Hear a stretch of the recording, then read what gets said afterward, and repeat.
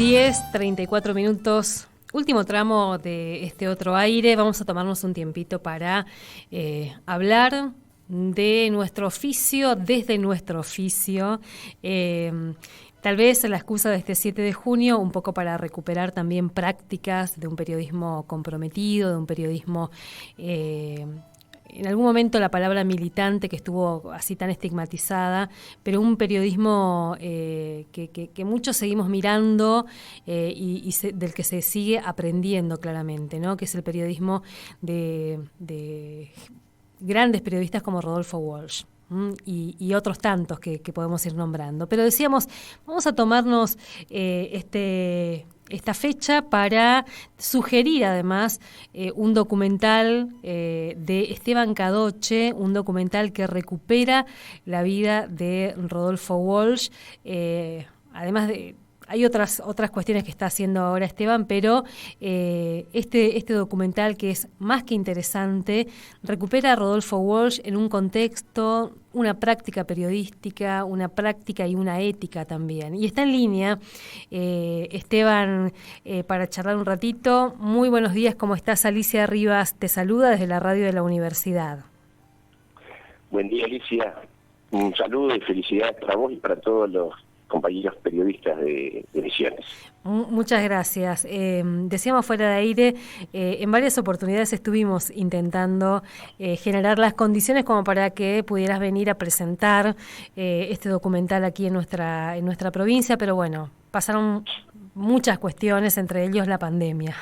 Así que, pero bueno, Esteban, contanos de este documental y contanos del Rodolfo Walsh que vos retratás y rescatás en este documental. Bueno, mira, como bien decís vos, el documental de Rodolfo Walsh está estructurado en base a textos literarios de él y a testimonios como los de Eduardo Galeano, Rogelio García Lupo, Patricia Walsh, Miguel Bonazo.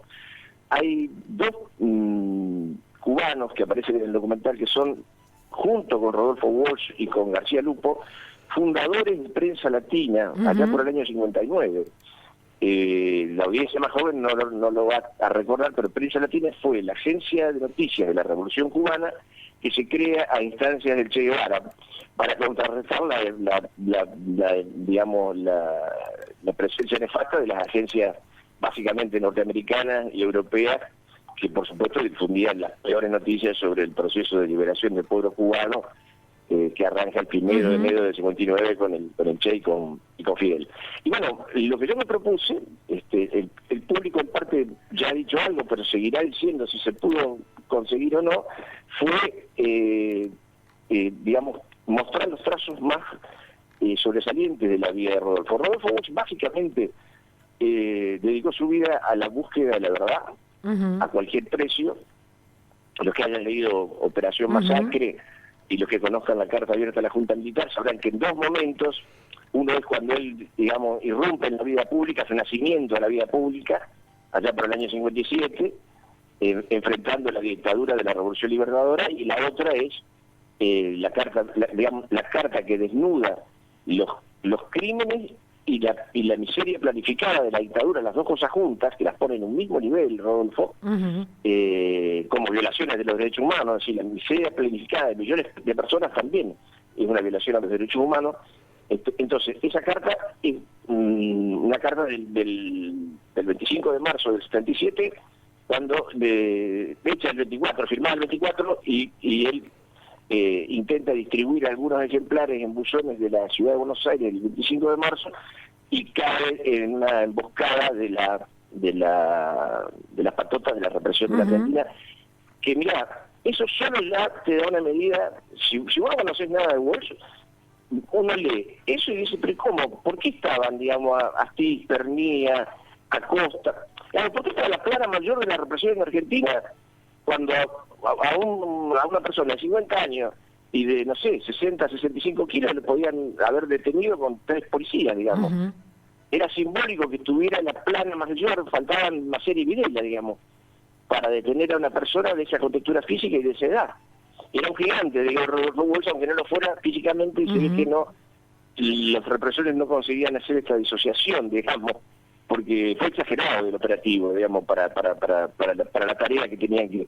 Y bueno, y él muere en ese operativo, pues digamos, él llevaba, como cuenta Miguel Bonazo, siempre una pistola 22 en el cinto, y por supuesto, digamos, es masacrado por los fuegos de las ráfagas de la metralla, digamos. Entonces, retomando, Rodolfo, digo, busca la verdad a cualquier precio, pero también busca la justicia y la dignidad. Por eso toda su trayectoria vinculada a la CGT de los argentinos, a lo mejor del movimiento sindical de liberación de ese momento, él dirigió el semanario de la CGT de los argentinos. Esto además, sí. Sí. Dale. No, pensaba en esto también de reconocernos como trabajadores, ¿no? Que a veces cuesta bastante, y eso cuesta también a la hora de organizarnos hasta sindicalmente, digamos. Es como hay una disociación en muchos de los que ejercen el periodismo hoy entre su condición de trabajadores, claro, y eso se ve en las condiciones laborales, en el tipo de periodismo que se hace y demás, ¿no? Sí, seguramente en algunos casos tira más la condición de estrella, aunque sea momentánea, aunque sea local, centrada en el ombligo de uno mismo, digamos, ¿no? Algo así, claro, decir, qué grande que soy, qué inteligente. La estrella soy yo, digamos. La estrella soy yo. El periodismo soy yo. Totalmente. Bueno, pero querías decirnos algo, querías... No, quería decir esto, porque es la verdad, hablando de la verdad. Esa fue mi intención, digamos, contar lo de Rodolfo Walsh, el documental, no es una visita al Museo de Cera. No es un viaje al pasado por el mero interés en las reliquias, digamos, de la historia. Para ver a Rodolfo hoy es, ¿cómo te diría?, invitar a sacar lo mejor de cada uno. Cada uno que conoce, se enfrenta, se topa con la figura de Rodolfo Walsh, se ve de alguna manera interpelado a digamos, que es la figura de un héroe, no con capa y volador, sino un héroe de carne y hueso. Uno más de nosotros, quizás el mejor de nosotros, como dijo Eduardo Galeano cuando estuvimos charlando, el mejor de nosotros, pero digamos, el tipo te invita a decir, bueno, ¿y vos qué vas a hacer? Digo, ¿qué camino elegís? Digamos, el camino de la consecuencia, de intentar pelear por la verdad, aunque sea poco rentable, aunque sea, como te diría, riesgoso, aunque te convierta en antipático para los sectores del poder, va a elegir el camino de quedar bien con los que más tienen, digamos, que es el camino, por supuesto, el camino más fácil, digamos, pero que no vas a conseguir hacer de vos ni un profesional ni un ser humano digno y respetable a través de ese camino. Digamos, Rodolfo creo que nos convoca a sacar lo mejor, así lo sentí yo, ¿no? Lo mejor de cada uno. Por eso siempre Rodolfo va a ser vigente. A veces lo es dolorosamente, ¿no? Porque yo, por ejemplo, el documental se estrena en el 18, después se hace una postproducción en el 19. Cuando yo leía en entrevistas periodísticas un fragmento, que también está en el documental, de la carta a la Junta Militar, donde habla de la entrega al FMI, esto de la miseria planificada de millones de argentinos, la libre importación que crea empleos en Singapur y en Hong Kong, pero los destruye en Argentina. En esos años, que vos recordarás que estaba gobernando Mauricio Macri, parecía que yo estaba leyendo el Diario de la Mañana. Totalmente. Cuando hacía un gabinete al servicio de los grandes intereses económicos locales y foráneos vinculados a los negocios de algunos miembros del gabinete, vos decías, pero esto es ley. Por eso digo que a veces es dolorosamente vigente, Rodolfo. Y sin embargo, había sido escrito en el año 77. Había empezado la carta en el 76, termina en el 77, digamos, entre diciembre y marzo del 77, él termina eso. O sea, casi 40 años atrás, y sin embargo parecía una cosa, la verdad, dramáticamente vigente, porque el gobierno del 16 al 19, en Argentina,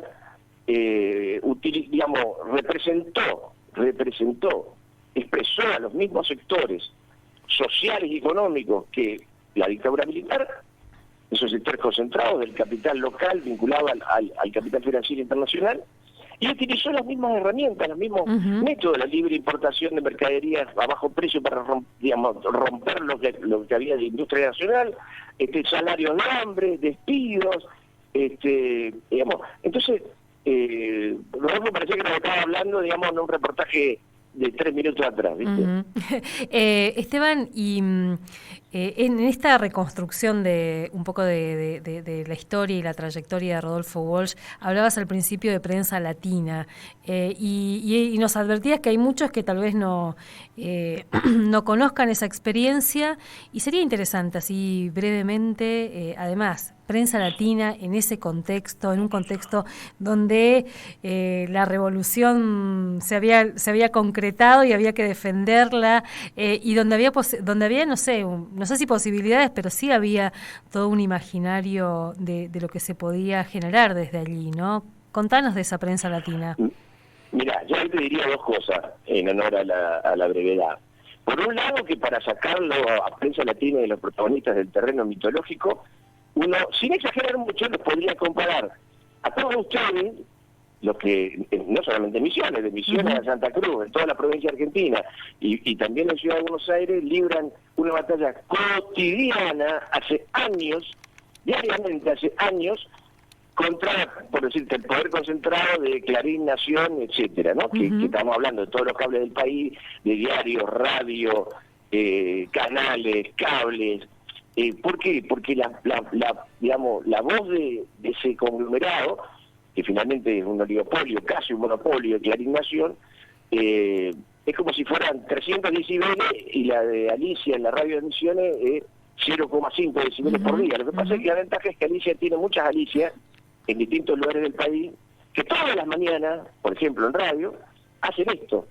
Intentan alzar la voz contra ese gigante periodístico que lo que hace es difundir noticias falsas, digamos, concretamente, falsear la verdad, eso, mentir, y hacer operaciones políticas, que eso no era tan común antes, a nivel nacional por lo menos, pero hay operaciones políticas todos los días. Entonces en aquel momento, a instancia yo decía, el Che Guevara, el Che lo que dice, bueno, acá está, digamos, France Press, American, la UPI, las agencias americanas, que dicen, lo mínimo que dicen de la Revolución Cubana es que se comen a los chicos crudos, digamos, claro, y que andan todo el día fusilando gente, y que son peor que Hitler, y que yo, bueno, lo menos que podemos hacer es intentar, de a poco, en Cuba, en América Latina, y después en algunos centros internacionales donde pueda llegar la noticia de la agencia, intentar dar la versión propia de lo que ha sido y es la Revolución Cubana. Y así convoca a determinados periodistas, entre ellos lo convoca Rodolfo Walsh. Y lo segundo que tengo para decirte, realmente una anécdota que parece, a los escuchar, le va a parecer increíble, pero fue así. En un momento Rodolfo, y eso lo pinta él también de cuerpo y alma, ¿no? Un obsesivo, un tipo distinto. ¿Por qué? Porque había teletipos, los chicos no saben, pero ¿cómo explicarlo? Como si fuera, claro, como si fuera que en lugar de llegar como si fuera un correo electrónico, y había que imprimir, llegaba impreso ya, digamos, ¿no? Llegaba a la pantalla de la máquina que iba imprimiendo con un ruido tremendo. Y llega un que era el sonido de fondo de las redacciones, de las radios y demás. Claro. Y llega un cable que Rodolfo mira, y era un cable que tenía signos, símbolos, qué sé yo. No se entendía nada, la verdad. Cualquiera de nosotros, por eso yo digo que él era distinto, cualquiera de nosotros le hubiera hecho un bollito y lo hubiera tirado a la basura. ¿Y qué dijo Rodolfo? Acá hay esto es un mensaje. Acá hay un código, esto es un mensaje cifrado, un mensaje secreto. No, a él más se le podía ocurrir. Y la verdad que era un mensaje secreto, que Rodolfo no sabía mucho de criptografía. Como dice Horacio, va a las librerías de La Habana, busca algunos libros que le ayuden a descifrar un mensaje escrito en código, y lo descifra. Y hablaba era un mensaje que iba desde Guatemala a la agencia, a la central de inteligencia, a la CIA de los Estados Unidos, en Virginia, digamos, al cuartel central. Y que hablaba de la preparación de 3.000 combatientes para desembarcar en la isla, en Cuba, para invadir Cuba, en alianza con los Estados Unidos. Entonces, Rodolfo inmediatamente se lo comunica, digamos, a la seguridad cubana, al Che Guevara, y la invasión ocurrió, fue la invasión de abril del año 61, Playa Girón, o Bahía de los Cochinos, digamos, famosísima, que Cuba rechaza, repele, con bajas importantes para los invasores, entre ellos soldados norteamericanos, y uno, viéndolo de hoy, puede percibir que eso también fue posible porque estaba preparada para la invasión por esta investigación de Rodolfo Walsh, que desentraña un mensaje cifrado. Es como la película, a los chicos les encantaría porque es una película de espías, parece. Sí. Es un tipo de carne y hueso como nosotros, un loco, digamos, loco maravilloso, y Cuba pudo estar sobre aviso de que venía esa invasión. Nada más y nada menos, ¿no? Una anécdota. Y eso fue mientras él estaba dirigiendo las investigaciones, ¿cómo te diría? Una sección de investigaciones especiales en Prensa Latina. Además, rodeado, cuando uno empieza a mirar los nombres, realmente de periodistas, de escritores, de intelectuales. Claro, sí, totalmente. ¿Y hoy qué queda de ese periodismo? Sí. García Márquez tiene una nota periodística muy linda del año, no me acuerdo, del 68, 69, que dice: el escritor que derrotó a la CIA. Ah, mira. Busquemos. Así la titula, el escritor que derrotó a la CIA, y es esto que yo acabo de contar. Genial. Esteban, ¿y qué queda de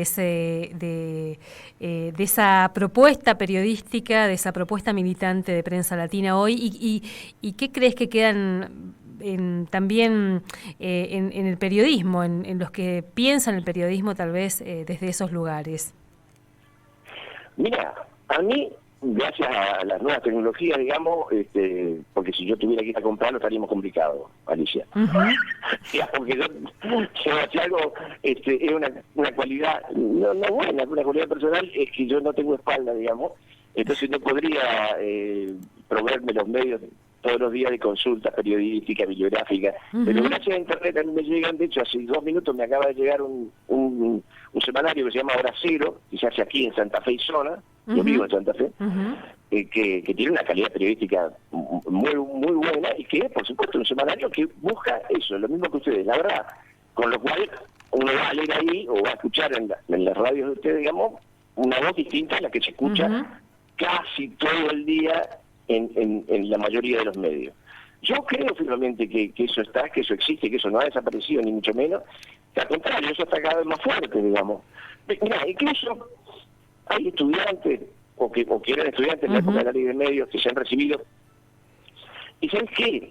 Mira, que se haya suspendido la aplicación de la ley no alcanza, es malo, digamos, pero no abre con todo, y no alcanza para borrar lo que fue esa batalla desigual, digamos, de la ley de medios de radiodifusión en Argentina contra los intereses del Grupo Clarín, básicamente. No alcanza, porque fue una batalla que valió la pena librar. Mira, yo invitaría a la audiencia ahora que pongan en Google, que pongan Graciana Peñafort, audiencia, corte, ley de medios, o cualquier cosa. ¿Qué quiero decir? Escuchando 40 segundos de la posición, te diría, del Estado, que estaba expresada en la abogada y periodista Graciana Peñafort en esa época, defendiendo la ley y a favor, y escuchando la participación del abogado de Clarín, pobrecito, es patético, da pena. Y claro, la pena que da alguien que digamos que tiene absoluta falta de convicción en lo que está diciendo y que solo lo hace por dinero. Es como comparar a un patriota, digamos, de la invasión inglesa a Argentina defendiendo su casa y su familia y su tierra a un mercenario. Y no, claro, te van a transmitir cosas distintas, digamos, si les das la palabra. Entonces, este tipo, la verdad, que no tenía, además de que estaba defendiendo una causa espantosa, había cero pasión, cero convicción, y la abogada del Estado, digamos, para decirlo cortito, en esa época, lo decía con claridad, porque el monopolio de Clarín sobre las noticias y sobre los mensajes era pernicioso para la libre información de los argentinos y las argentinas. Esteban, para cerrar, ya estamos casi sobre el cierre del programa y nos vamos a ir con, ya que hablabas de Playa Girón o Bahía de Cochinos, depende de dónde te cuenten la historia, vamos a cerrar con Playa Girón, esa versión tan linda de ese tema tan lindo de Silvio Rodríguez. Pero ¿se puede ver? ¿Dónde se puede ver el documental? ¿Cómo podemos hacerlo? ¿Hay posibilidades? Mira, por supuesto, por razones obvias, digamos, que era que recuperar parte de lo que habíamos pedido prestado en su época. Nosotros hacíamos funciones, digamos, con enlaces y a la gorra, no era que en ese momento poníamos una cifra, pero de todas maneras yo no sé en este momento en YouTube puede ser que esté, porque hace poco lo habíamos liberado, digamos, por un pedido. Así que bueno, de última, hay dos caminos. Uno es poner Rodolfo Walsh el documental, y el otro es comunicarse con nosotros de alguna manera. Dale. Hay un correo electrónico, mira, que es de una obra nueva, yo paso el aviso de paso, sí, ¿no? Dale. Que se va a estrenar en más o menos un mes, que es un documental sobre Néstor Kirchner, que se llama Néstor, su huella, y poniendo Néstor, su huella, va a aparecer toda la información del documental, que va a ser, queda feo que yo lo diga, pero va a ser maravilloso, va a ser una bomba, va a ser espectacular. Grabamos con Lula la semana pasada. Qué lindo. Con Lula da Silva. Podemos hacer doble función el día que traigamos el documental de Rodolfo Walsh acá, vemos también. Cuando... Bueno, encantado. Yo estaba por ir hace un poquito más de un año y creo que cuando terminen las restricciones nos vamos a ver las caras ahí. Todos nosotros, sí. Espectacular eso también. Estuvimos haciendo el intento. Bueno, entonces por esa vía, Néstor la huella, y ahí están los datos como Néstor para que... su huella, ahí también va a aparecer un correo electrónico para comunicarse con nosotros. Esteban, muchísimas gracias. Gracias por también recuperar esa parte de Rodolfo Walsh y ponerlo así en el documental que está tan lindo. Muchas gracias. Gracias a ustedes y abrazos para todos. Hasta luego. Hablábamos con Esteban Cadoche, guionista, documentalista, director del documental de Rodolfo Walsh, El Documental. Y ahora está preparando también, nos decía, Néstor su huella, que es otro documental sobre Néstor Kirchner en ese caso. Pero bueno, cerramos este otro aire, nos vamos con, ya que nos trasladó, nos transportó a esa prensa latina de esa revolución cubana. Cerramos con Silvio Rodríguez y Playa Girón. Nos encontramos mañana a las 8 de la mañana aquí en la radio de la universidad. Gracias Fabián Medina en la operación técnica. Gracias también a María Cristina Miño, Susana Babi en la producción, en la musicalización Nancy Alboaires. Nos encontramos mañana a las 8.